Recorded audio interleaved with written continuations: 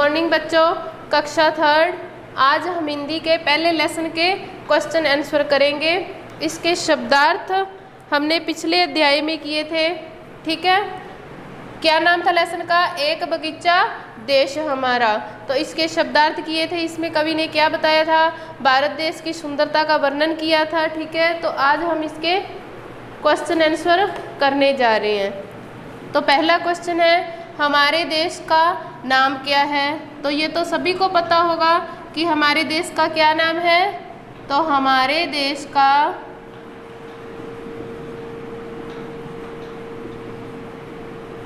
नाम भारत है, ठीक है बच्चों। हमारे देश का क्या नाम है? भारत है। तो भारत माता के चरण कौन धोता है? हमने पढ़ा था लेसन में कि भारत माता के चरण सिंधु मतवाला यानी कि सागर धोता है। तो इसका आंसर क्या होगा? भारत माता के चरण सागर या समुंदर भी लिख सकते हैं, धोता है।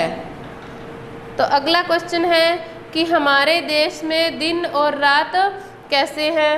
तो हमने लेसन में पढ़ा था कि सोने जैसे दिन है इसके चांदी जैसी रात रे। क्या बताया था कवि ने? कि हमारे देश में दिन किसके समान है? सोने के। हमारे देश में दिन सोने के समान। और रात कैसी बताई थी? चांदी जैसी रात रे। तो रात चांदी के समान है, ठीक है। अगला क्वेश्चन है कि प्रस्तुत कविता में कवि ने किसका गुणगान किया है? तो इस कविता में कवि ने, बताओ किसका गुणगान किया था? पूरा लेसन पढ़ा था ना हमने। तो इस कविता में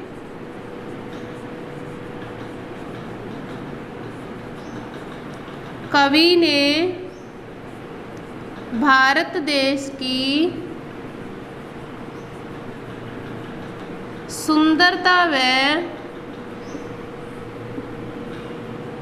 महानता का गुणगान किया है। गुणगान किया है। अगला क्वेश्चन है, कवि ने किनकी मालाएं बताई हैं? तो कवि ने नदियों की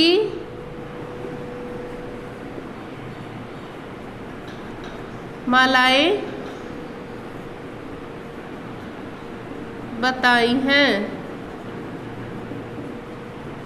क्या बताया था कवि ने? ऊंचा मुक्त हिमालय इसका उजली सी नदियों की माला। तो किसकी माला बताई थी? नदियों की माला है। कवि ने हमारे देश को किसके समान बताया है?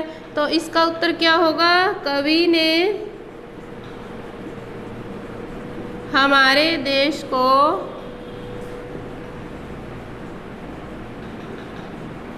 किसके समान बताया था? बगीचे के समान। हमारे देश को बगीचे के समान बताया है।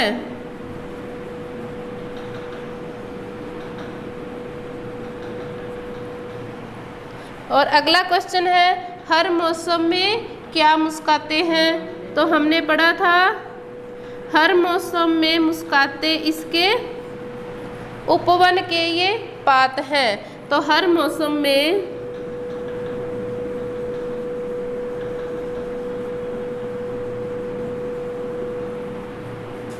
उपवन यानी बगीचा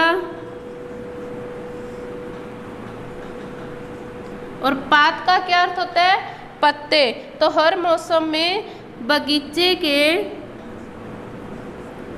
पत्ते मुस्कुराते हैं।